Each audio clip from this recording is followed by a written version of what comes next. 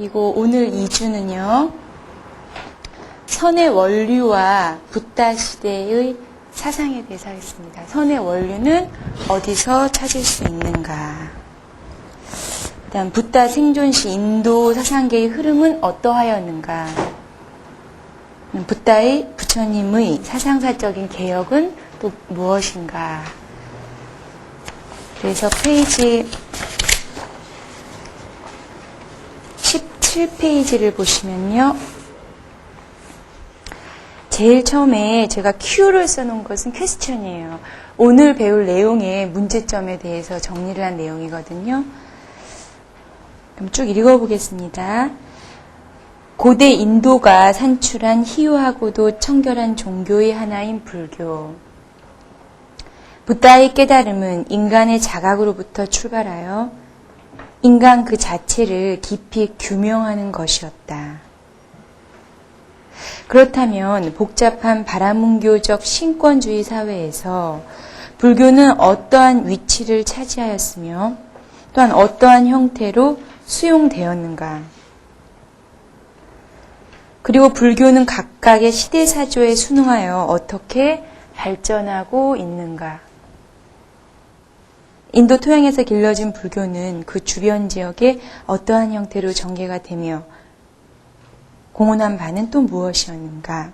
이와 같은 문제점의 제기와 더불어 인도 불교와 선정이 발전하고 전개된 흔적을 살펴보기로 하자. 그래서 오늘 이 선의 원류를 자세히 보시면요. 정말 선의 원류를 찾을 수 있는 하나의 작은 시간이 될 수가 있을 거예요. 그래서 선의 원류가 무엇인가? 수행으로서의 좌선과 공안, 체험 목표로서의 깨달음으로 이어지는 선 명상의 독특한 방법은 그 기원을 사실은 중국에 두고 있어요. 그래서 저희 한국선 같은 경우는 중국선에서 이렇게 건너와서 한국에서 정착이 됐고요. 그렇지만 그래서 이 선종은 중국의 선사들에 의해서 탄생된 것은 사실이지만 그 선의 법은요. 인도의 불교적 토양에 깊이 뿌리를 받고 있는 것이 사실입니다. 그래서 선이 인도에 뿌리를 두고 있는 것은 두 가지 측면에서 명백하다. 첫째는 붓다의 깨달음과 선과의 관련성을 볼 수가 있겠고요. 두 번째는 이 선이 고대 인도의 요가 전통과 밀접한 관련이 있다는 것이다. 이 두 가지 측면을 봤을 때 선의 원류는 인도에 뿌리를 두고 있는 것이 확실하다. 이렇게 볼 수가 있어요. 그렇다면은 인도라는 토양에서 성장한 선의 보다 더 깊은 근원은 어디서 발견할 수가 있는가? 그래서 BC 2800년이면 가늠할 수도 없을 정도의 세기인데요. BC 2800년에서 1800년에 걸쳐 유지되었던 인류 세계 4대 문명 중에 하나인 인더스 문명. 그러한 문명 속에 발달되었던 모헨조다로라는 도시. 이것이 왜 이제 거두가 되는지 밝혀보는 거예요. 그래서 그 밑에 줄을 보시면요. 이 모헨조다로라는 도시가 히말라야 산록에서 발달한 최초의 도시였다고 그래요. 그래서 정연하고 그 당시에도 장대한 도시를 건설했고 거기서 나온 출토품 중에 하나가 디모신도 나오고 그다음에 시바의 신상 등이 나왔는데요. 그리고 돌기둥도 나왔고요. 그래서 이러한 문명을 남긴 원주민은 드라비다인이다. 처음 시간에 했었잖아요. 아리아인이 침입해 들어왔을 때 원주민 드라비다인이요. 그리고 모계적인 부족을 구성하고 있는 어떤 작은 촌락을 이루고 있었다. 그래서 제가 이 강의 준비하면서 예전에 작년인가요? 재작년에 예술의 전당에서 간다라 미술전 했었거든요. 그때 제가 비디오를 잠깐 봤어요. 근데 그 비디오 안에 모헨조다로 이 도시만을 찍은 비디오가 하나가 있었어요. 그래서 그 비디오를 보면은 그렇게 오랜 시대에도 어떻게 저렇게 도시 계획이 착착착 되면서 그 속에서 그 수많이 발견된 어떤 출토품이 선하고도 관련이 되거든요. 그런 것들이 이제 비디오 안에 다 자세히 나와 있었는데요. 이제 강의 준비하면서 본 적이 있는데 그걸 또 이제 시각적으로 보면은 정말 대단하다 이런 생각이 또 들더라고요. 그래서요, 그 다음 장 보시면요. 그렇다면은 이 모헨조다로라는 이 도시의 거두는 선의 원류를 찾을 수 있다는 점에서 그 의의가 있습니다. 그래서 인더스 문명의 종교를 보면요, 모헨조다로 발굴 당시 이들의 왕성했던 종교 생활을 엿볼 수 있는 많은 종교 형태들이 발견되게 된다. 그래서 여기에 출토된 인더스 주민의 소지품이었던 인장이요. 인장, 그러니까 도장의 모양이죠. 그 인장 속의 문양을 살펴보면 그 문양이 이렇게 나와요, 그림으로. 근데 그림에 요가를 수행하면서 선정했던 모습이 그 문양 안에 나오고 있어요. 벌써 그 시대부터요. 그 다음 요가 선정의 어떤 자세라든지요. 요가를 실천하는 고행자 모습의 흉상이 보이고 있고요.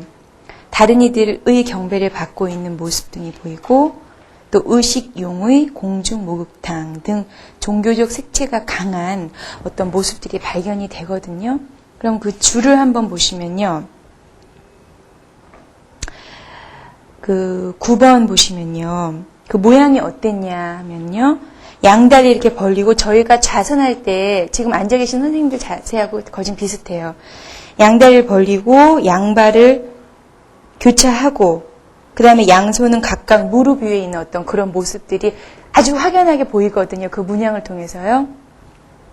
그 다음에 석재 흉상도 보이는데요. 석재 흉상에서는 오른쪽 어깨를 드러내고 후세의 수행자들이 입었던 것과 같은 방법으로 옷을 입고 있는 모습이 보여요. 그래서 눈은 반개를 하고, 또 그 당시 수행자의 모습인 장발로 긴 수염을 하고 있었고, 입은 어떤 한일자로 이렇게 모여져 있는 모습 등이 그 당시에 보이게 되거든요.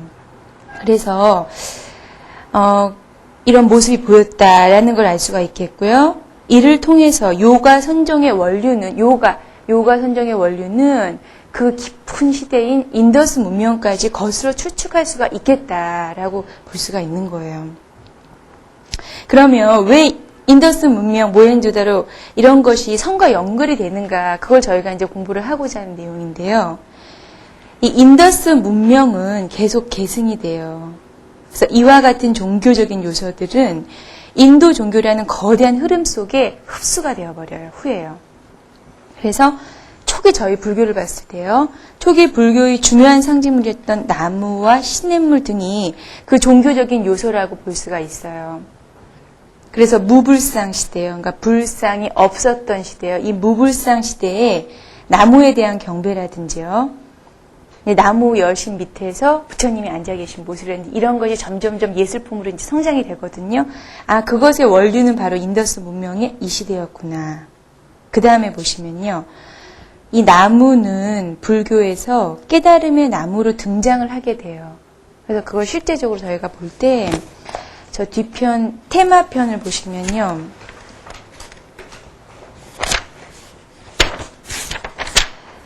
185페이지를 보시면요.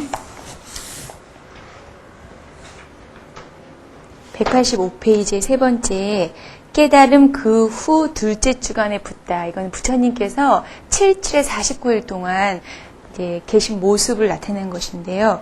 깨달음을 이루신 그 후에 둘째 주간에 부처님께서는 어떠한 일을 하셨는가.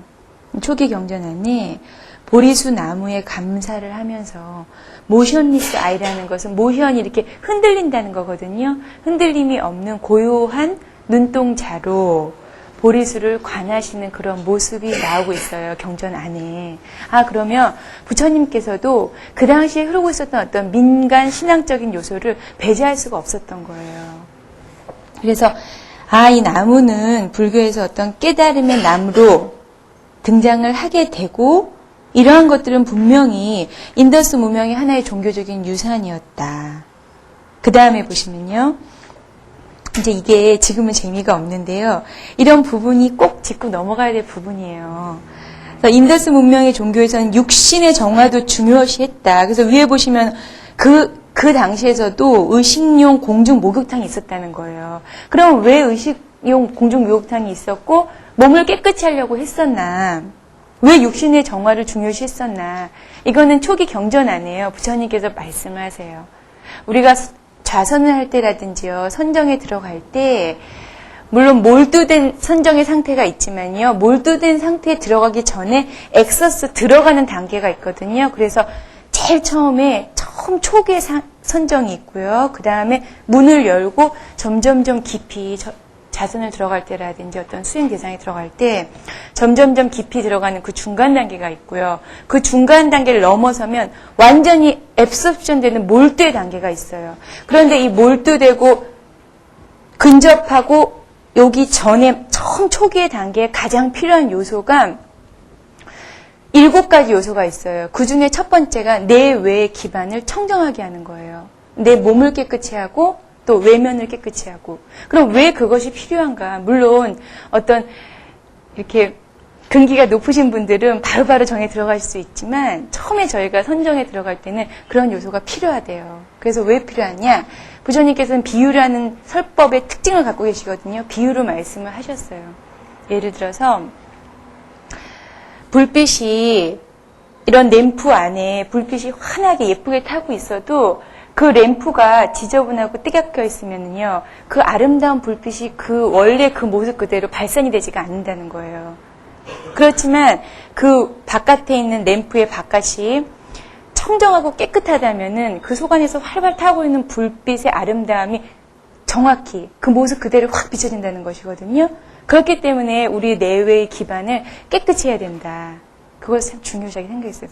그거를 이제 전문적인 용어로는 안지정. 몰두된 정에 들어가기 위한 정을 수호하기 7가지 방법 중에 하나예요. 이게. 그런데 그게 바로 이 옛날부터 인더스 문명 시대부터 나오고 있는 거예요. 점점점. 그래서 여기 보시면요. 또한 좀 더 초월적인 입장에서 육신의 고통을 가하는 요가의 초기 모습이 보여진다. 그런데 이 도시는 어느 순간에 확 없어졌대요. 그런데 너무나 시대가 오래됐기 때문에 언제 어떻게 없어졌을까를 모르는 거예요. 그래서 이제 공부하시는 전문가들이 추측을 하시는 거예요. 어떻게 추측을 하시냐? 주 8번을 보시면요. 이 도시는 인더스강 하안에 위치를 하였으며 도시계획이 아주 잘 정리가 됐었죠. 그 다음에 독자적인 문자체계에 의해서 문학을 가지고 있었어요. 그래서 전성기 때는 이 영토가 1,000마일에까지 이르렀다고 그러거든요. 그래서 고대의 다른 어떠한 문명보다도 방대했었다. 그런데 기원전 1200년경에 이 도시는 모두 멸망했다. 그래서 어떻게 왜 멸망을 했을까? 그래서 추측하길 첫째는 아마도 외적이 침입하지 않았을까? 두 번째는 그 도시 안에 보면은요, 두개골이 막 깨져서 이렇게 뒤엉켜져 있는 그런 상태가 보이거든요. 아, 그러면 그 사람들끼리 이렇게 내분이 일어나지 않았을까? 그래서 깨졌지 않았을까? 그 다음에 세 번째는 인더스강이 범람해가지고는 그래서 없어지지 않았을까? 홍수가 있지 않았을까라는 이제 이런 추측을 지금 하고 있는데요. 어쨌든 그러면 선의 원류를 여기서부터 찾을 수 있겠다라는 거를 알고 넘어가시면 되겠어요. 그래서 그 다음 19페이지를 보시면요. 그래서 인더스 계곡의 문명 안에는 이러한 문구가 나와요. 당시의 목욕의식과 풍령제를 집전하는 사제들의 존재를 상상할 수 있겠으며, 부동이라는 것은 움직이지 않는 것이죠. 움직이지 않고, 그 다음 부염이라는 것은 더러울 염자잖아요. 더럽지 않다, 더럽지 않게 육신을 성취하고자 하는 특수한 부류의 종교적 수행자들을 그 당시를 보여서 추측할 수가 있겠다. 그래서 부동의 결과 부자상을 즐겨 묘사한 인더스 문명, 그 가운데 우리는 인도 종교의 핵심을 이루고 있는 중요한 요소를 쉽사리 발견할 수가 있겠다. 그럼 왜 우리가 이걸 자꾸 알아야 되는가? 이제 이걸 염두에 두시고 이제 공부를 해보세요. 그 다음에 두 번째 보시면요. 그렇다면은 이러한 인더스 문명 이후에 전개되는 인도의 고대 종교가 있잖아요. 이러한 고대 종교와 그 주체는 누구였는가? 저번 시간에도 아리안 얘기를 잠깐 했는데요. 정연하고 장대했던 인더스 문명을 침입했던 아리아인. 이들은 이후 3000년간 인도 문화 형성의 주체적인 지위를 차지하게 됩니다. 그래서 아리아인은 선주민인 드라비다인을 정복하여 그들을 지배하였으며 겐지스강 중상리에 이르면서 아리아 문화를 형성하였다. 아리아인은 바람은 우위 사상을 바탕으로 카스테드를 형성했고 이로 인해 인도의 역사는 바라문교 중심의 문화를 이루게 된다 이랬는데 제가 어저께 학교를 갔는데요. 저희 선악과 대학원에서 이 바라문교에 대해서 공부를 하시더라고요. 그래서 제가 잘됐다. 내가 이걸 오늘 강의를 해야 되는데 정리가 좀 제대로 안 되는 부분도 있잖아요. 그래서 잘됐다 해서 가서 이제 또 필기도 하고 들었는데 왜 이 바라문교에 대해서 계속 하고 있는지 그만큼 중요성이 있기 때문에 또 공부를 계속 하고 있지 않은가 그런 생각이 들었어요. 여기 밑에 간단하게 정리를 해보면요. 그럼 바람은 우위 사상이 낳은 바라문교는 무엇이냐? 아리안 문화가 우세되면서 그들은 점차로 특이한 문화를 형성시키게 되는데 그것은 바로 바라문이라는 의식을 담당하는 계층의 성립과 이 계층을 최상 위에 놓고 그 밑으로 나머지 삼성을 두었다는 것이다. 아리아인들의 혈통의 순수함을 지키려는 현실적인 욕구가 사성제도라는 이론적인 구조의 짜임새를 만들게 된다. 여기서도 저희가 발견할 수 있는 내용이 있어요. 이 아리아인들은 자신의 어떤 혈통의 순수함을 지키려고 자신을 가장 그 시대에 있어서 가장 윗단계의 지위에 놓으려고 하거든요. 그럼 이거를 통해서 알 수 있는 게 모든 문화를 형성시킬 때 이 욕심이라는 것이 작용한다는 거예요. 자신의 혈통을 지키는 그런 욕심 때문에 그 밑에다가 사성제를 둔 거예요. 부처님께서는 이것을 개혁하시잖아요. 나중에요. 그래서 이 아리아인들하고 그 다음에 욕심으로 생긴 어떤 문화 그 다음에 부처님께서는 이 욕심을 어떻게 버려야 되는지 나중에 개혁사상으로 나오게 되는데요. 어쨌든 이 초기에는 이러한 짜임새를 만들었다.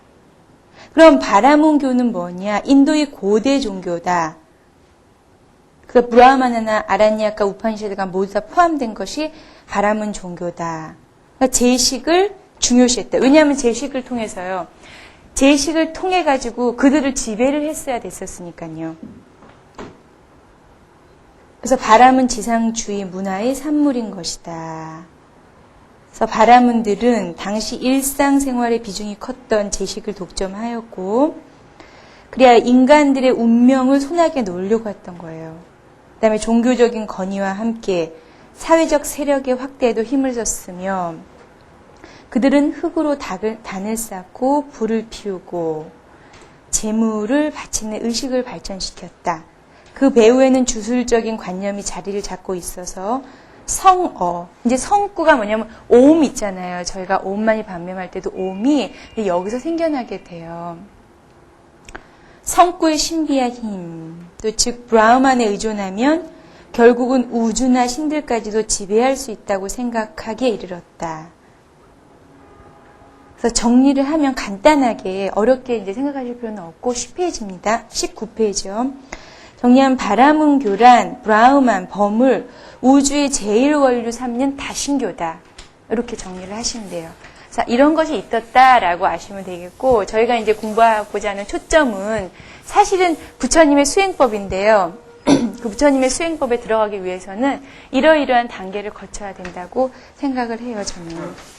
그 다음에 20페이지를 보시면요. 부처님 생존시에, 그럼 부처님께서 살아계셨을 그 생존시에는 인도 사상계의 흐름은 어떠하였을까? 고타마 시타르타가 세상에 나온 당시 BC 500년경의 중인도는 어떠한 분위기에 있었을까?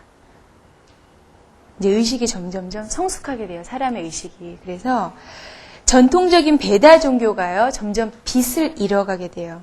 그리고 그것을 대신할 새로운 종교적인 권위와 새로운 사상을 발견하고자 하는 사상가들이 마구마구 나타나게 돼요. 그래서 부처님께서 마지막으로 스승님 두 분을 저버리고 다시 수행을 하시게 됐잖아요. 그 스승들이 바로 여기서 나오게 된 많은 사상가 중에 한 분이신 거예요. 그래서 이렇게 사상을 발견하고자 하는 사상가들이 많이 나타나게 되는 하나의 변혁기의 시기였다는 것이죠. 그 시기가요. 뭐든지 변혁이 이루어지지 않으면 하나의 새로운 개혁이 이루어지지가 못하거든요. 그다음 두 번째 보시면요. 이 시기에는 중인도나 겐지지강 유역이 농작물이나 어떤 물자들이 풍부했다고 그래요. 그래서 저번 시간에 말씀드린 대로 도시가 번창하게 되었고 장자계층이 나타나게 되었고요. 그러니까 풍부했다는 것이죠. 어떤 물질적인 세계가요. 그럼 왜 이런 물질적으로 풍부했던 시기에 불교를 찾아갈 수밖에 없었는가? 절대로 돈이 많다고 행복한 건 아니잖아요. 그 다음에 디귿을 보시면요. 또한 이 시대의 이렇게 흐름을 이렇게 살펴봤을 때 우파니샤드의 범화 일여의 철학을 경험한 당시의 지식계급이요. 이 말은 무슨 말이냐면요. 고등 지식이 생긴 거예요. 우파니샤드요. 베다보다 훨씬 높은 정신세계가 우파니샤드에서 성장이 되게 되거든요. 요것을 접한 사람들이 베다의 자연 숭배 사상은 너무나 소박하다. 이러한 소박한 종교에 만족을 못하게 되는 거예요. 그러면서 새로운 종교 사상에 대두를 필요로 하게 됩니다. 그리하여 해서 당시에 풍요로운 생활로 많은 사람들이 안정됐음에도 불구하고 불안한 마음이 생기게 되고요. 권태감이 싹트기 시작하였다. 그래서 저희가 끊임없이 추구하는 어떤 피안의 진리를 추구하게 된다는 것이죠. 그러한 풍조가 유행된다. 그 당시에도 지금과 같이 사회적인 불안이 있었어요. 그럼 부처님 당시의 사회적인 불안은 어떠한 불안이었을까? 풍요로운 일상생활이 풍요로운 게 보장이 됐어요. 그리고 세속화된 종교 집단이 있었고요. 힘의 과시를 그 목적으로 하는 전쟁 등이 막 생긴 거예요. 그로 인해서 불안했어요, 사회가. 이러한 것들은 곧바로 종교적인 구도열로 연결이 되었다. 이러한 현실을 배경으로 해서 불교가 바로 탄생을 하게 됩니다. 그 다음에 보시면요.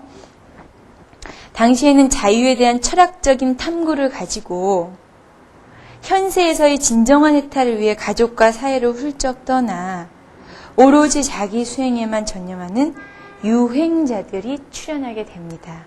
그러면 이 유행자들은 어떠한 모습을 하였을까를 봤을 때요. 그 다음 보시면요. 부처님 시대의 유행자들이 취했던 두 부류의 종교적인 입장이 있어요. 첫 번째가 있고 두 번째가 있는데 첫 번째 부류의 유행자를 봤을 때 이들은 이제 육신과 호흡과 마음을 적정하게 유지하면서 모든 감각이 차단된 정적인 초월 상태 안에서 몸과 마음의 자유를 추구하는 이들이었다. 몸과 마음의 자유를 추구하는 이들이었다.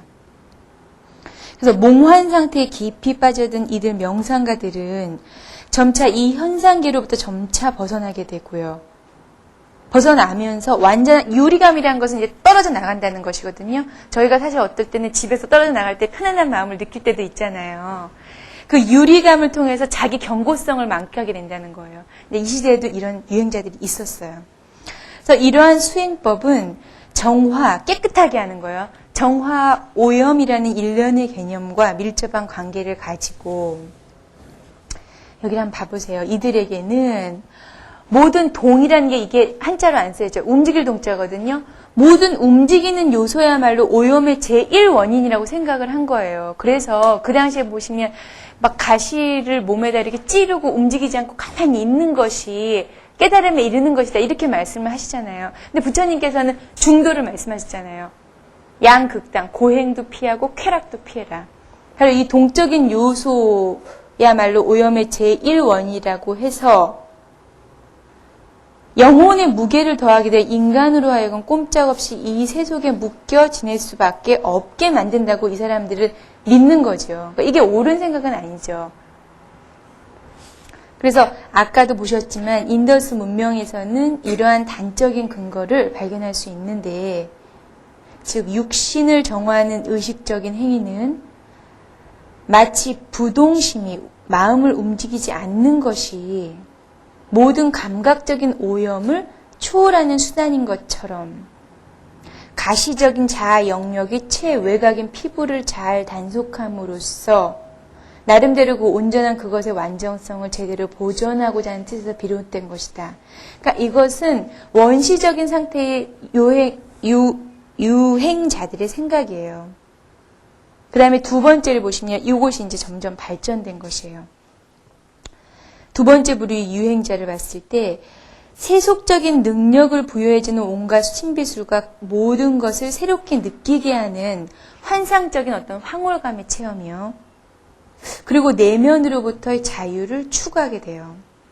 이들은 절대적인 유리감, 벗어나는 것보다는 오히려 자신의 내면을 꿰뚫어 볼 수 있는, 우리 화대에서도 회광자관이다. 자신의 내면으로 되돌아서 살펴보는 거예요. 밖을 자꾸 살펴보지 말고요. 그래서 오히려 자신의 내면을 꿰뚫어 볼 수 있는 깊은 통찰력을 연마하기에 열중한 유행자들이 이제 생기게 돼요, 또. 그래서 그것의 무한한 기밀성은 우주의 비밀을 알고자 하는 이에게 아주 유용했기 때문이다. 그렇죠. 그래서 바로 여기서 우리는 면면이 이어지고 있는 베다의 전통을 확인할 수가 있다. 그 다음에 이러한 종교적인 입장은 우파니샤드에서 그 정점을 이루게 된다. 예, 그래서 이 당시에는 두 부류의 종교적인 입장을 취한 유행자들이 이랬었다라고 아시면 되겠고요. 그 다음에 보시면요. 부처님 시대는 또 두 부류의 종교인이 있어요. 지금 여기에 정리된 내용은 인도 선정 사상에 대한 책에서 제가 보고 이해한 내용을 정리한 거예요. 그런데 보시면서 제가 최대한 쉽게 정리를 했거든요. 그래서 이렇게 보시고 나름대로 인도 선정 사상, 처음에 인도 사상의 흐름은 이랬었구나라고 정리를 하시면 돼요. 그럼 이 두 부류의 종교인 바라문과 사문은 또 어땠을까 보시면요. 당시에 전통적인 종교인은 바라문이었다. 그들은 베다의 종교를 신봉했었고 제사를 지냈고 또한 버마 일요의 철학에 심취하여서 불사의 진리를 획득하고자 했다. 왜냐하면 죽는 게 가장 무서웠으니까요. 그래서 불사의 진리를 획득하고자 했다. 그럼 바라문들은 어떠한 생활을 했을까? 소년기에는요, 스승의 문화에 들어가서 학습기에 베다를 배웠어요. 그런 다음에는 결혼해서요, 가장으로서 어떤 임무를 다해야 되겠죠. 그래서 임무를 완수하는 어떤 가주기에 들어가게 된다. 그 다음엔요, 노년이 된 이후에는 집안의 일을 아들에게 양도했다. 그리고 숲속으로 들어가서 임주기를 지냈다. 그 다음에 최후에는 숲속의 처죠.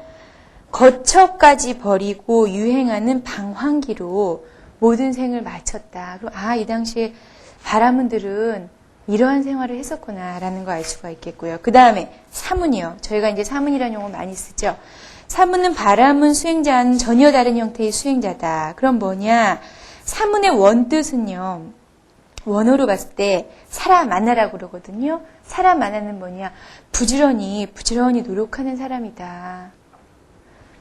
그래서 그들은 집을 버리고 걸식 생활을 하며 직접 유행기에 들어가 청년기부터 금욕 생활과 명상 고행을 하면서 부처님이 이렇게 하셨잖아요. 이 사문에 무리로 들어가셨잖아요, 부처님께서. 그래서 금욕 생활을 하셨잖아요. 금욕 생활과 명상 고행을 하면서 인생의 진리를 찾으려고 한 거예요. 그래서 그들에게 유리하였던 것은 당시 사상의 자유와 발표의 자유가 극도로 용인되고 있었다는 것이다. 그래서 지금 현대에 와서요, 막스 베버가 이렇게 말을 했어요. 무릇 인도의 역사를 통해서요, 이 시대, 부처님 시대처럼 인도와 같이 사상의 자유가 완전히 용인되고 있었던 곳은 최근대 유럽을 제외하고는 아무것도 없었다. 그럼 그 다음 장 보시면요.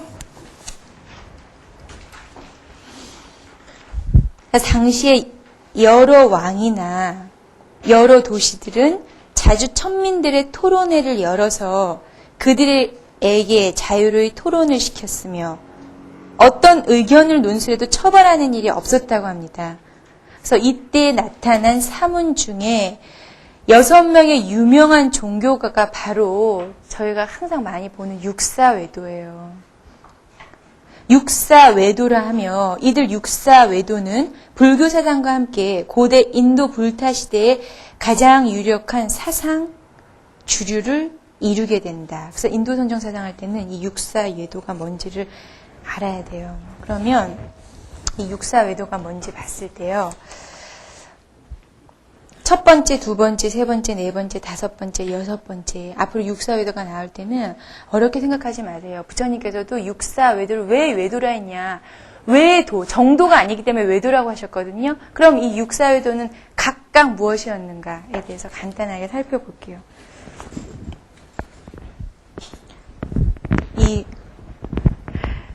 무전기 같은 걸 차고 있으니까 정말 무슨 그 텔레토비에 나오는 장난감 인형 같은 그런 걸 차고 있는 것 같아요, 지금. 근데 제가 필기를 좀 할게요.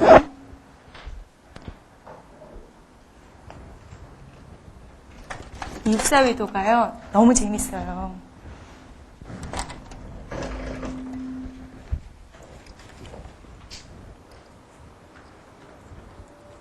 첫 번째 보시면요, 육사외도.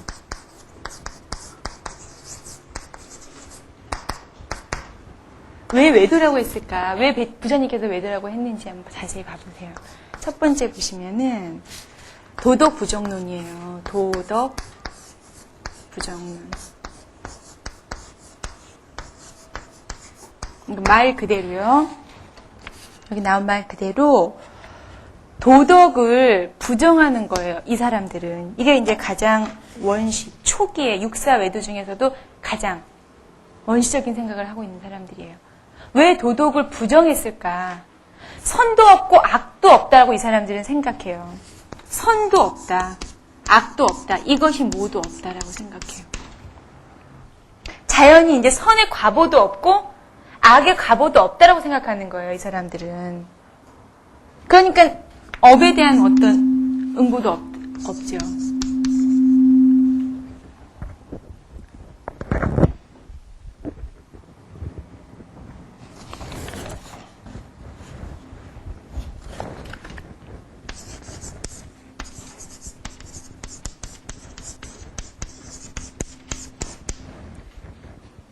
업에 대한 응보도 없다. 이렇게 생각하시면 되겠고요. 잠깐만요. 이렇게.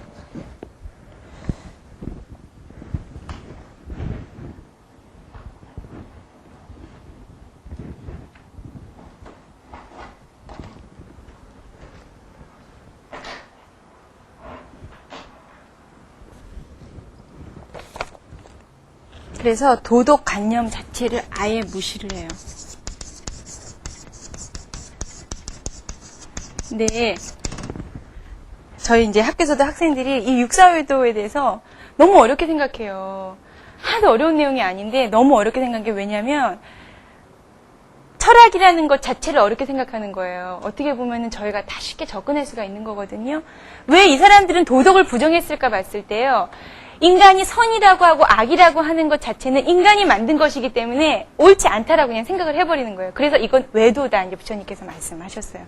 잘못된 거라고요.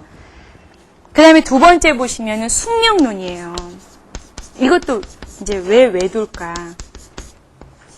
이 숙명론, 운명론이거든요. 운명론.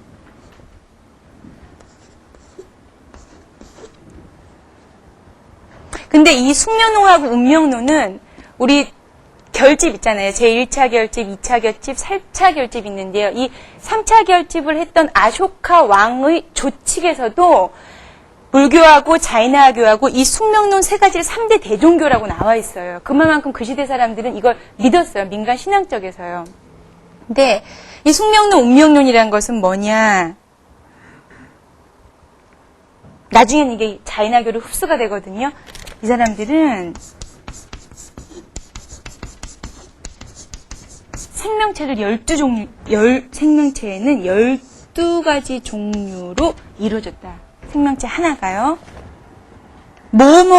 그 요소가 무엇인가를 봤을 때 영혼이다. 그 다음에 지, 수, 화, 풍, 허공이요.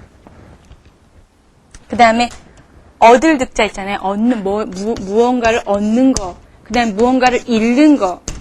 그 다음에 여기 재밌는 게 고통스러움도 하나의 어떤 실체로 봤어요. 인간의 고통. 너무나 고통스럽기 때문에. 그리고 즐거울 땐 너무나 즐겁기 때문에 이것을 인간의 어떤 실체로 본 거예요. 고락. 그 다음에요. 생사까지 다요.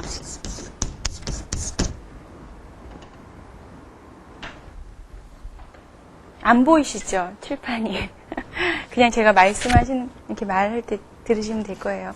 그래서 영혼, 지수, 화풍, 허공, 득실, 고락, 생사 이 12가지가 생명체를 유지한 어떤 요소다라고 생각을 한 거예요.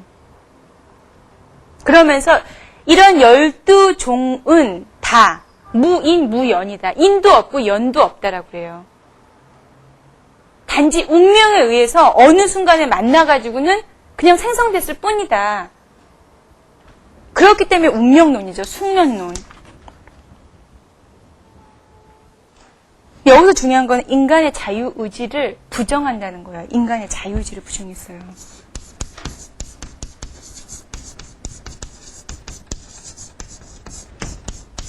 인간의 자유의지를 부정한 거죠. 부처님께서는 인간의 자유의지를 아주 중요하게 생각하셨잖아요.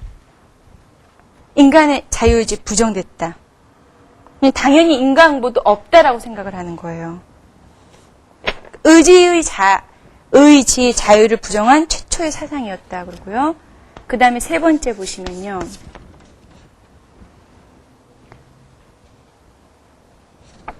아지타, 이제 유물론이에요. 이 순서대로 그대로 나온 거예요. 제가 이제 프린트에 적어 놓은 것은 그 대표적인 사람이고요. 제가 이제 순서대로 하나, 둘, 셋 하는 거예요.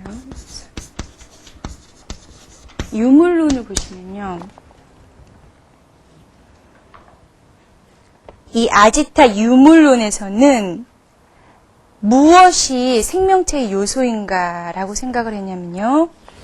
지, 그 다음에 수, 그 다음에 화, 풍, 그 다음에요.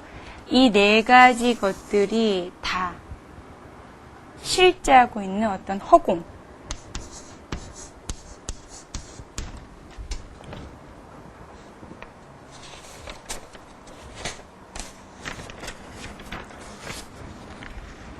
요것을 생명체의 어떤 요소다라고 생각한 거예요.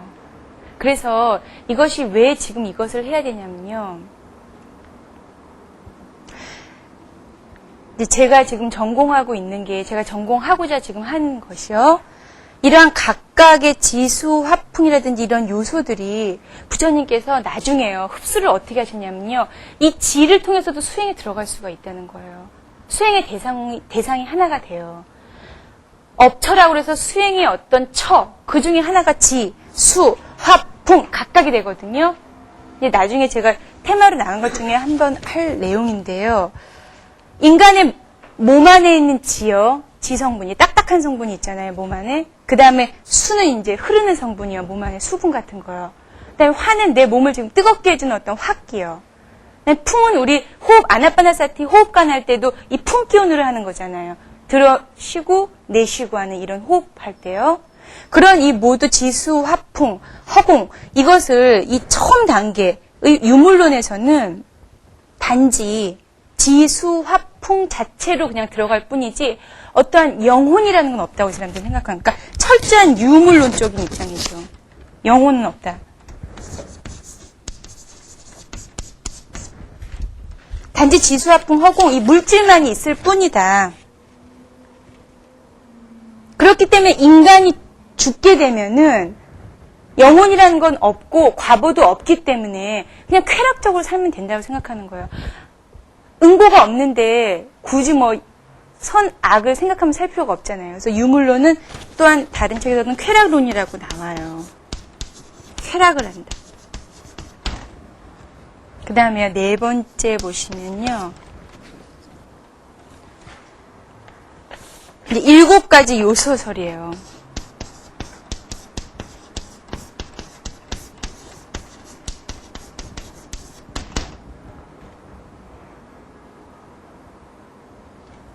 일곱 가지 요소설이요. 7가지 요소설은 인간의 객체에 7가지가 있다. 그것이 무엇인가? 지, 수,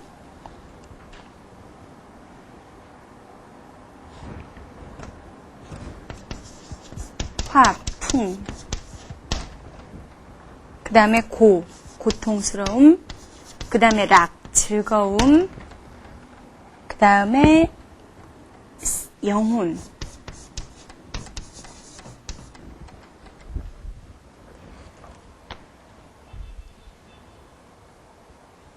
이 7가지 요소가 인간 안에 있는 어떤 요소다라고 생각하는 게 7가지 요소설이에요. 그런데 이 사람들은 또 어떻게 생각했냐면요.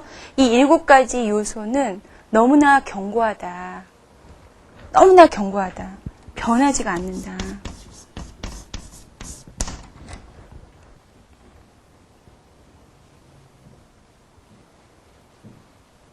이렇게 생각하는데 이 시대도 이제 아주 원시적인 생각이죠. 어떻게 생각하냐면요. 이 7가지 요소들을 주장하는 사람들의 얘기가요. 예를 들어서 칼 있잖아요. 칼을 가지고 이렇게 목을 치더라도 이 사람들 생각은 생명을 치는 것이 아니라 다만 하나의 어떤 이 목 틈 사이로 칼을 집어넣었을 뿐이다라고만 생각을 하는 거예요. 이 유물론의 입장 플러스 도덕 부정론의 입장을 다 합한 것이 이 사람들이에요. 도덕도 부정하고 단순히 유물적인 요소만 갖고 있는 거예요. 근데 지금 이제 점점점 인간이 이제 사고가 이제 성숙하는 단계죠. 그 다음에요. 5번째 보시면 회의론이 나와요. 회의론.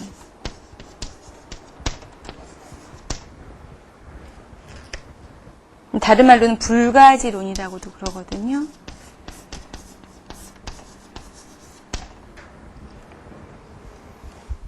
이 회의론을 봤을 때요. 여기 대표되는 사상가가요. 산자예요. 산자야 누구냐면요. 부처님 제자 중에 사리부라고 목곤년이 있잖아요. 그 사리부라고 목곤년이 제일 처음에 이 산자야의 제자였었어요. 그런데 부처님이 이렇게 나타나시면서 산자야의 사상은 옳지가 않다라고 말씀하시면서 그 산자야의 제자 250명을 다 데리고 이 부처님한테 오세요. 그래서 경전에는 산자야 그래서 목에서 피를 토했다고 그래요. 너무 분해서. 그럼 내 사상이 옳지가 않은 것인가 그랬다고 그러시거든요. 근데 그 당시에 이런 회의론이 있었다는 거죠. 그럼 이 사람들이 중점적으로 생각하는 내용은 무엇이었냐면 쉽게 얘기해서 과연 내세는 있는가 퀘스천 마크예요. 정답이 없고 회의하는 거죠. 그러니까 있는가, 선이 있고 악이 있는가, 진짜로 진실이라는 건 있는가라고 회의를 한다는 거. 이 사람들의 입장은. 그래서 왜 불가지론이라고 그러냐면요. 불가 이제 한문에서 뭐뭐 하지 않는다, 못한다 얘기잖아요. 불가지 론이에요. 이 불가지론이 말 그대로 알 수가 가히 없는 논이라는 거예요. 그렇기 때문에 회의론하고 마찬가지죠. 회의를 하니까 계속해서. 그럴 때 이 사람들이 주장하는 것은 형이상학적인 어떤 문제에 대해서 확정적인 지식을 주는 것은 거의 불가능하다. 그러니까 진리를 있는 그대로 서술하는 것 자체는 거의 불가능하다라고 생각하는 거예요. 근데 부처님이 이것도 외도라고 그랬어요. 왜냐하면 내세는 분명히 있고 라는 식으로 이제 부처님께서는 정리를 하시잖아요. 나중에요. 그 다음에 이제 5번째까지 했고 6번째 보시면요. 자인하교요.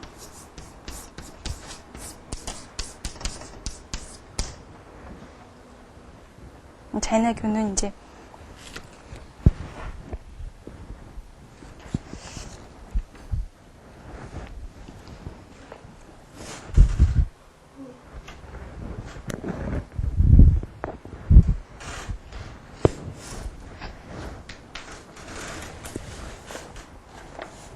이제 6번째 보시면요. 니간타 나타 뜻하라고 하잖아요. 이게 자인하교 조사의 이름이에요. 원래 이름. 근데 이것이 이제 후에 우리가 알기로는 마하비라라고 이제 자인하교 이름을 알거든요. 자인하 교주의 이름을요. 마하비라의 뜻은 바로 위대한 영웅이라는 거예요. 마하비라가요. 그래서 대웅이다 그러거든요. 근데 그 당시 시대에서는 인도에서 위대한 영웅을 마하비라라고 많이 그랬다고 그래요. 그래서 부처님한테도 대웅이라는 용어를 썼다고 그래요. 그래서 지금도 저희 절에 가면 대웅전 있잖아요. 그게 이제 그때부터 이제 나온 거죠. 그래서 이 자이나교의 개조, 바로 이제 마하비라가 주창한 것이 이것이다. 그럼 이 사람들, 자이나교하고 불교하고는 과연 차이점이 무엇인가? 자이나교하고 불교는 거의 같은 시기에 창시가 됐거든요. 거의 같은 시기에 창시가 됐고, 그럼 과연 이거 차이점 무엇인가? 간단하게 말해서 자이나교는 불교보다는 좀 더 원시적이에요. 그리고 너무나 고행 위주예요. 고행을 너무 했어요, 이 사람들은. 이 사람들이 고행을 한 내용 중에 하나가 계율을 철저하게 지켰어요. 절대 살생하지 말라고 그랬거든요. 그래서 그 자이나교를 믿는 사람들은 앞에 걸을 때도요, 혹시나 어떤 벌레가 발로 밟힐까봐 나무 같은, 이렇게 빗자루 같은 거를 이렇게 흔들면서 갔다고 그래요. 그런데 빗자루도, 딱딱한 빗자루 같은 거는 잘못하면 벌레 죽을 수가 있잖아요. 그래서 빗자루도 어떤 옷솔과 같이 부드러운 걸로 만들었다고 그래요. 그만큼 너무나 철저하게 계율을 지키고 고행을 했어요. 그래서 부처님은 이것이 옳지 않다고 나중에 말씀하시는 거예요. 너무나 극단적이기 때문에요. 그래서 자이나교의 불교하고 차이점은 원시적이다, 불교보다는. 그리고 너무나 엄격한 고행주의자다. 그래서 이 자이나교의 교주를 본 마하비라의 상을 봤을 때요, 다 나체로 있어요. 옷을 하나도 안 입고 있어요. 갈색의 때를 그냥 옷으로 생각하고 있어요, 이 사람들은. 그러니까 이제, 그 시대는 이렇게 변했구나라는 거 아시면 되겠고요. 그렇다면은, 이 육사 책을 다시 보시면요, 22페이지요. 육사 외도의 주장의 쟁점은 무엇이었을까? 주장하는 이 쟁점은 무엇이었는가? 과연 선악의 행위가 결과를 가져오는가 안 오는가?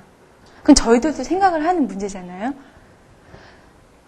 즉 업의 과부에 관한 문제, 또한 마음의 해탈을 얻기 위해서는 과연 어떻게 해야 되는가? 이 끊임없는 어떤 고민의 과정으로 해서 이런 사상가들이 생겨나는 거예요, 당시에요. 이것이 그들의 중요한 논쟁점이 되었다는 것이죠. 그렇다면은 오늘 하는 내용의 가장 중요한 내용이 부처님의 사상자적인 개혁은 무엇인가? 부처님 출현은 당시 사상가에 어떠한 영향을 미쳤을까? 붓다는 이 막연한 까르마, 이 업의 문제를요, 업의 인과율로 정리를 하셨어요. 조직 정리하셨고요. 또한 영기의 입장에서 우연론이라든지 아까 말씀드린 숙면론 등의 입장을 초월해서 인간의 자유의지와 인간의 노력을, 그 효과를 인정하신 거예요. 그렇지 않으면 이렇게 우리가 열심히 살 필요가 없잖아요. 그래서 붓다는 당시 지도자적인 입장의 사상가들 중에서도 뛰어난 이지적, 합리적 사상을 교설한 사상가이며 실천가이셨다. 그래서 불교는 인도 사상가에 있어 하나의 획을 그었을 뿐만 아니라 전 세계 4대 종교 중 하나로 자리매김을 할 수가 있었던 것이다. 이러한 사상사적인 개혁이 있었기 때문에요. 그래서 그 옆에 23페이지 보시면요. 구체적으로 봤을 때 부처님께서는 인도 사회에서 전통적으로 계승되어 온 베다와 바라문의 제식주의를 버렸다. 그리고 앞으로 이제 저희가 계속 공부하게 될 개정해 사막을 통한 깨달음으로 인도하고자 했다. 그 다음에 두 번째는요. 카스트 제도를 따르지 않고 누구나 평등하게 출가시킬 것을 주장했다. 요 하나만 해도 부처님 사상을 너무나 많이 이해할 수가 있어요. 그래서 부처님께서는 바라문이라는 것은, 높은 지위라는 것은 그것의 태어남에 의해서 결정된다는 것이 아니죠. 바라문다운 행위에 의해서 결정이 된다는 것이죠. 그 다음에요. 인도 사회의 세습적 계급의식과 리그베다의 신중심적 사고방식에서 인간을 해방시키려고 노력을 하셨다. 그래서 어려서부터 부타는 리그 베다를 배웠지만 베다의 권위, 또 바람은 지상주의를 철저하게 배격했다. 그래서 정리를 해보면요. 부처님께서는 내세보다는 금생에, 지금생에 수행을 하여서 열반을 성취하자 이렇게 말씀하셨고요. 그 다음에 고행이나 어떤 쾌락보다는 아까 저희 육사에도 하고 있는데 육사에서 말씀드린 내용이 고행이었었고요. 또한 쾌락이었어요. 그것을 버리고 개를 지킴을 통한 중도적인 수행이다. 이제 수행을 하되 노력을 하긴 하되 밸런스를 맞춰라 이거죠. 밸런스 맞춘 노력을 하라. 이것이 바로 중도적인 수행이다. 그 다음에는요. 형식을 버려라. 형식적인 거 버리고 직접적으로 본질적인 것이 무엇인가를 들어가는 것이죠. 본질이 무엇인가를 따져라. 그 다음에요. 신 중심에서 인간 중심으로 바뀌었어요. 그 다음에 형상하고 어떤 의례보다는 법, 부처님의 법, 말씀이에요. 부처님의 말씀을 중요시해라. 그 다음에 차별을 벗어라. 평등을 주장하셨고요. 그 다음에 기존 정통에 대해서 맹종하지 말아라. 개혁을 하고 수정을 해라. 이것이 부처님께서 말씀하신 사상사적인 개혁의 내용입니다. 저는 또 그렇게 생각해요. 강의를 할 때라든지 강의를 들으시는 분이나 이 1시간이든 1시간 반도 하나의 수행의 시간이라고 생각이 들어요. 그래서 어떻게 보면은 제가 강의를 들을 때도 저는 그런 생각을 해요. 저도 지금 강의를 또 들어요. 선생님한테 듣는데도 그 시간 동안에 저희 마음속에 108의 번뇌가 일어나요. 졸렸기도 했다가 이 무슨 얘기하면은 저 선생님 도대체 뭔 때문에 저런 얘기를 하고 있는 건가 그런 생각도 했다가 욕심스러운 마음도 일어났다가 화내는 마음도 일어났다가 그러면 제 마음에서 그런 마음이 일어날 때 그 순간순간에 이렇게 수행의 하나의 대상으로 취하는 거예요. 그래서 이런 책 공부 말고도 마음을 직접 내가 이렇게 느끼면서 직접 어떤 관을 하면서 수업을 듣는 거 이것도 하나의 좋은 시간이 될 수 있는 어떤 영향이 되는 것 같아요. 그래서 지금 2주 끝나고 이제 3주째 들어가면은 이제 3주부터 실제적으로 저희 선정 수행의 어떤 기초로 들어가요. 선정 수행할 때 잘 선회할 때든지 선정 수행법 있잖아요. 그것이 기원이 무엇인가. 베다부터 시작해서 쭉 들어가게 되는데요. 시간이 아주 많이 남았으니까요. 테마를 할게요. 이 테마는 다들 보시면 아주 재밌는 내용이에요. 176페이지를 보시면요.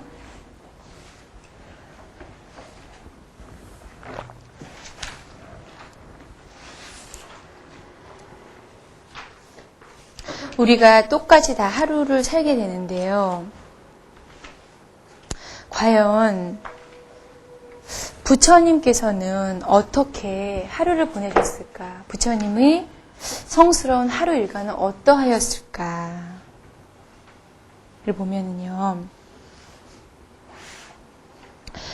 부처님께서는 그의 하루를 보내는 데 있어서 미리 예정된 계획으로 체계적인 하루를 보내셨다. 그러면은 부처님의 주요한 관심사는 무엇이었는가? 인간의 정신적인 향상이었다는 것이죠. 업 리미트먼트하는 게 자꾸 업 시켜야 한다는 것이거든요. 인간의 정신적인 형상을 자꾸 시킨다는 거예요. 왜냐하면 법이라는 것의 특징은요. 법은 들으면 들을수록 그 이하의 삶을 살게 안 해줘요. 그렇기 때문에 정신적인 향상이 계속될 수밖에 없죠.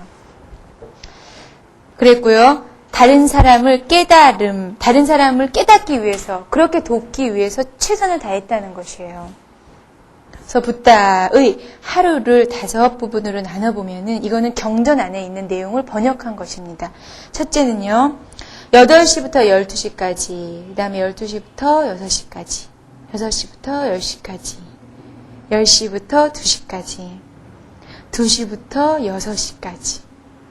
이제 이걸 하루 일과를 짠 거예요. 그럼 부처님은 몇 시간 자셨나? 그런 생각도 드는데요. 오전에 8시부터 12시까지는요, 부처님 뭐 하셨을까? 보통 붓다는 이른 아침에 천안통을 얻으셨으니까 성스러운 눈으로 그의 도움이 필요한 곳이 어디인지를 살펴보셨다. 만약에 어떤 사람에게 그의 도움이 필요한 누군가가 있다면 초대받지 않더라도 그곳으로 직접 움직여 가셨으며 대개는 그의 신통력으로 도움에 처한 사람을 올바른 길로 이끄셨다. 그래서 붓다는 무엇인가 잘못이 있고 도덕적이지 못하고 청정하지 못한 사람을 찾아 나셨으며 덕이 있는 사람, 고결한 뜻을 가진 사람, 청정한 사람은 붓다를 찾아왔다. 부처님께서는 그의 신통한 능력으로서 필요한 사람에게 적절하게 교화를 했으며 혼자 또는 비구들과 함께 특별하게 초대된 곳이 아니더라도 걸식을 나가셨다. 그래서 음식을 공양받은 후에는 바로 사람들 앞에서 짧은 설법을 하셨으며 삼보에 기익해 하셨고 수계를 증명하셨으며 만약 근기가 높은 사람이 있다면 성자에 이르는 길을 일러주셨다. 그리고 때때로 붓다의 교단에 들어오고자 하는 사람이 있다면 그의 기회를 허락했다. 그런 후에 부처님께서는 처소로 돌아오셨다. 그래서 오전 8시부터 12시까지는 부처님이 이렇게 생활하셨구나. 그 다음에요. 오후 12시부터 6시요. 까지는 이제 식사를 마치고 나서 붓다는 그에게 법을 듣기 위해 모인 비구들과 함께 자리에 앉아 그 비구들을 위해 각각의 근기에 맞는 선정의 대상을 주고, 이것이 참 중요한 내용이에요.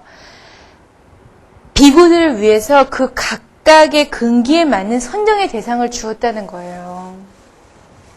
부처님이 직접 주셨다는 것이죠. 저희들이 사실 지금 공부하고 있는 것도 우리의 선정의 대상을 찾는 거 아니에요. 열반으로 가는 어떤 길을 찾기 위한, 대상을 찾기 위해서 공부를 하는 거 아닙니까?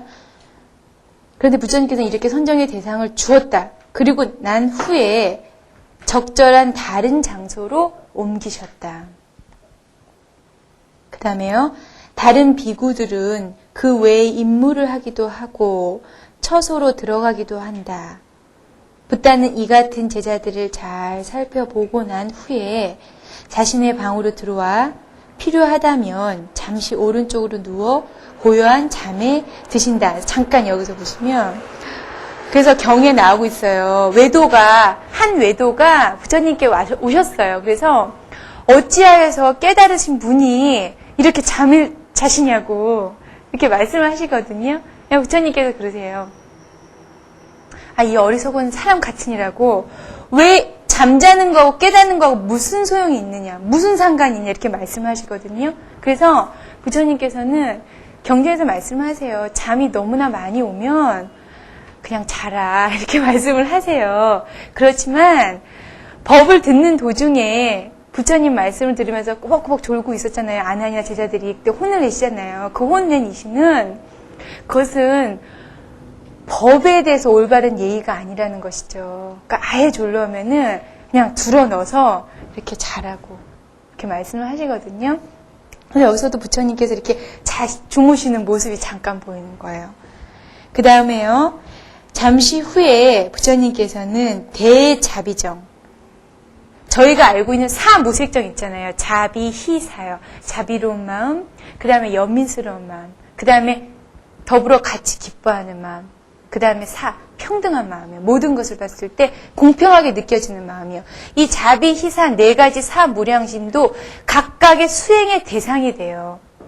근기가 높으신 스님들이나 어른들께서는 또 다른 수행법이 있지만요. 근기가 낮은 사람들이라든지 수행의 대상을 찾지 못하고 계속 뱅뱅뱅뱅 매무는 사람들은 이러한 자비, 희사를 통해서도 선정에 들어갈 수가 있다는 것이에요. 이것이 이제 나중에 업처에 대한 내용에 대해서 나옵니다. 근데 여기 보면은 잠시 후에 부처님께서는 대자비정이 되셨다. 자비스러운 마음으로 정해 드셨다.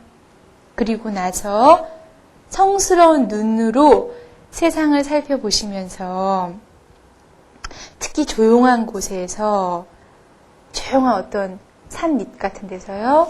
선정 수행을 하고 있는 비구들을 바라보시며 영적인 충고가 필요한 사람들에게 붓다는 충고를 주기 위해 다른 사람을 또한 이렇게 바라보셨어요.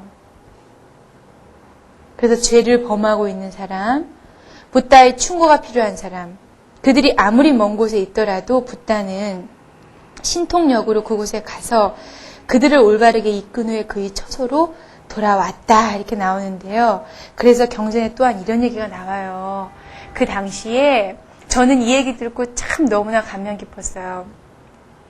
초기 경전에 보면은 부처님이 이렇게 설법을 하시고 계시는 이러한 분위기 속에서 이제 많은 비구 스님들이 듣고 계셨을 거 아니에요. 근데 이렇게 듣고 계셨을 때 어떤 한 노인 비구 스님께서 옷이 이렇게 어떻게 해져가지고요. 빈 바늘 구멍에 이렇게 실을 이렇게 넣고 있었대요. 근데 눈이 어두우니까 이게 보이지가 않잖아요. 그래서 이렇게 자꾸 넣고 있는데 그 괴로운 모습을 부처님께서 설법을 하시다가도 보신 거예요. 보셔가지고 얼른 일어나가지고 그 노인 비구한테 달라 내가 해준다 해서 딱 해주셨대요. 그러니까 그 옆에 계신 다른 비구 스님들이 그 모습을 보고 어찌하여서 부처님께서는 왜 저희들이 할 수 있는 이 하찮은 일을 부처님께서 직접 하시냐고 그러세요. 그러니까 부처님께서 그러세요. 나는 덕이 되고 복이 되는 일이 있다면은 아무리 하찮은 것이라도 내 몸을 직접 움직여서 그들을 도와준다. 이렇게 말씀을 하시거든요.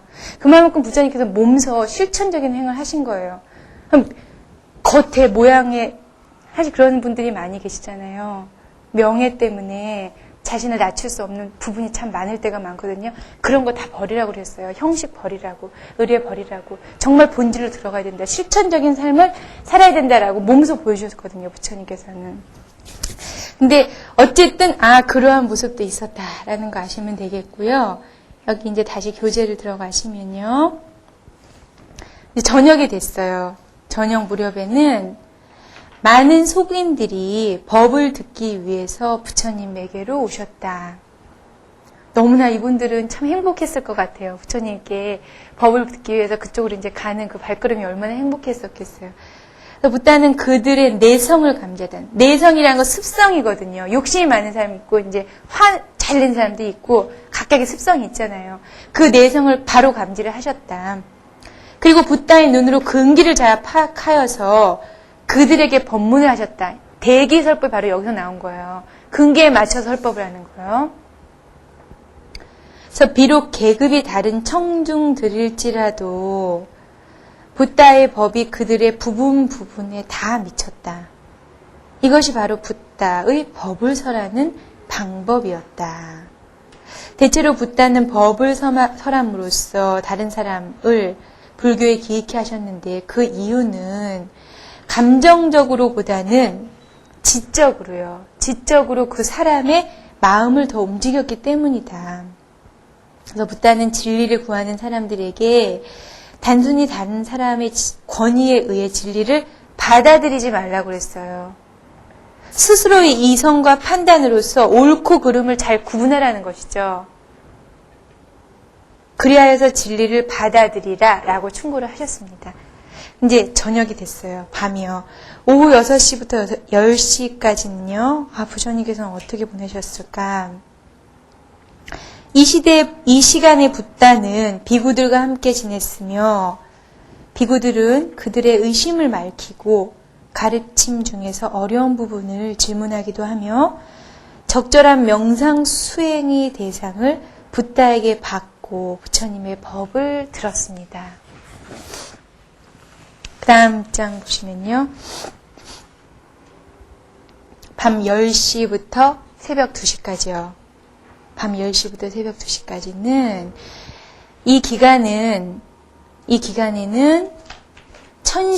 천신과요. 이 천의 개념도 저희가 해야 돼요. 나중에 이제 선정이 사선팔정이라고 하잖아요. 사선팔정 구차재정이라고 하는데요. 이게 이제 어려운 내용이 아니라 부처님이 처음에 선정에 들어가셨을 때 처음에 초선정을 얻으셨잖아요. 처음 소정정을 얻으시고 그 다음에 제2선정을 얻으셨어요. 이것은 정신적인 세계가 점점점 넓어지는 단계라고 생각하면 돼요. 저희도 공부를 하면 공부를 할수록 점점점 정신적인 세계가 점점 넓어지는 걸 느끼잖아요. 부처님도 마찬가지예요. 정에 들면서 초선정, 그 다음에 제2선정, 그 다음에 제3선정, 그 다음에 제4선정. 이것이 저희가 알고 있는 4선이거든요. 요것을 건너서 그 다음에 4선 다음에 뭐죠? 공무변처정, 그 다음에 식무변처정, 그 다음에 무소유처정, 그 다음에 비상비비상처정을 거쳐서 이것이 이제 4선 8정이에요. 4선 8정까지가 그 당시에 고행자들이 하고 있었던 어떤 선정의 모습이에요. 부처님께서 이것이 옳지 않다. 마지막으로 멸진정을 들어야지만 열반에 이룰 수 있음을 말씀하시거든요. 그래서 우리 불교에서는 구차제정이 완벽한 선정의 단계라고 해요. 그럼 구차제정 마지막 멸진정에 대해서 이제 나중에 저희가 이제 하게 되는데요. 제가 이 말씀을 왜 드렸냐면은 요것이 하나의 천의 개념으로 정리가 돼요. 불교에서는 사선천이라고 하잖아요. 제일 초선정천, 제2선정천. 이게 천의 개념으로 되는데요. 나중에 이건 자세히 할게요. 그래서 어쨌든 이러한 천신들과 브라흐만과 같은 천신들이요. 인간의 모습을 하고 부처님한테 오셨다는 거예요. 인간의 모습을 하고 붓다에게 다가와서 법에 대해서 질문을 하십니다. 그래서 천신들의 이러한 질문에 대해서 붓다께서 대답하신 말씀은 어디에서 저희가 지금 찾아볼 수 있느냐. 빨리 5부 있잖아요. 빨리 3장이요. 빨리 3장 중에서 상응부 중에 나타나 있어요. 이 빨리 5부는 부처님 초기, 가장 초기의 경전이거든요. 이것을 AD 4세기에서 6세기경에 중국에서 한역된 것이 저희가 알고 있는 중국 사아음이에요. 그래서 이 빨리 5부 중에 상응부에 잘 나타나 있다. 그 다음에요. 그럼 새벽 2시부터 새벽 6시까지는 또 어떤 일이 있었나? 이 짧은 시간은 다시 네 부분으로 나누어진다. 그래서 2시부터 3시까지는 부처님께서 경행을 하셨어요. 이거는 워킹 메디테이션이라고 저희가 알고 있는 거예요. 걸으면서도 얼마든지 수행을 할 수 있다고 그러잖아요. 행주, 자와, 사 모든 움직임에 있어서 저희가 선정에 들어갈 수 있다고 그러잖아요. 그 중에 하나 이제 경행. 경행으로 가볍게 운동을 하신다. 졸음을 쫓을 수도 있죠, 이것이. 그 다음에 3시부터 4시까지는요. 선정 속에서 오른편으로 누워 잠시 잠을 이룬다. 그 다음에 4시부터 5시까지는 붓다는 완전한 깨달음을 이루고 니르바닉 브레스라는 것은 열반의 기쁨이거든요. 조금만 어떤 정해들면 기쁨스러운 마음이 생기는 것처럼 이런 열반의 기쁨을 즐기신다. 아라한인가요? 예, 아라한과요. 그러니까 완전한 깨달음을 이룬 예, 아라한. 예, 잘 보셨습니다. 아라한 과를 이루어 이러한 기쁨을 즐긴다. 기쁜 마음, 희열스러운 마음은 선정에 드는 데 있어서 가장 가까운 근인이라고 그래요. 근이라는 것이 가까운 원인이거든요. 가까운 원인. 그래서 기쁜 마음을 자꾸 일으켜라. 슬프고 괴롭고 그런 생각 속에서는 선정에 들기가 힘들다는 거예요. 예, 그 다음에 이제 5시부터 6시까지는 부처님께서는 대자비정에 드신다. 그래서 이때 붓다는 모든 존재들을 향해서 사랑과 애정을 가지고 성스러운 눈으로 사방을 보시며 혹시 나의 도움이 필요한 곳이 없는가 라고 이제 살펴보셨어요. 그래서 가야 할 만한 곳이 있다면 부처님께서는 그곳으로 놔두시어 필요로 하는 영적인 도움을 베푸셨습니다. 그래서 이상으로 붓다의 하루 생활에 대해서 살펴보았다. 여기서 혹시 궁금하신 내용 없으세요? 시간이 몇 시간 빠지지 않았어요? 그리고 또 저는 궁금했어요. 이걸 제가 번역한 내용인데 그럼 2시간은 뭐 하셨을까? 이제 이런 생각이 들었는데 어쨌든 초기 경전 중에는 이러한 내용이 나오고 있다. 그럼 그 밑에를 보시면요. 이상으로 붓다의 하루 생활에 대해서 살펴보았는데요. 부처님의 하루 24시간은 모두가 종교적인 활동으로 채워졌으며 밤에는 오직 1시간만 주무셨다. 그리고 정오와 해질 무렵의 2시간 동안 내내 전 세계를 향한 자비의 손길을 뻗쳤다. 빠지지는 못했었는데요. 잠깐만요. 스스로 무소유의 삶을 택하여 여기저기서 음식을 공양받으면서 1년에 8개월은 유행을 하셨다. 이와 같이 붓다는 이러한 생활을 80세까지 지치지 않고 계속 교화의 발걸음을 계속하셨다. 이렇게 알 수 있는데요. 빠지지 않았어요? 못하셨다고 그랬어요. 아, 새벽 6시요. 저희 176페이지를 보시면, 근데 사실 이렇게 부처님의 어떤 하루 일과에서 과연 저희가 생각해야 될 것이 무엇인가, 이런 생각도 드는데,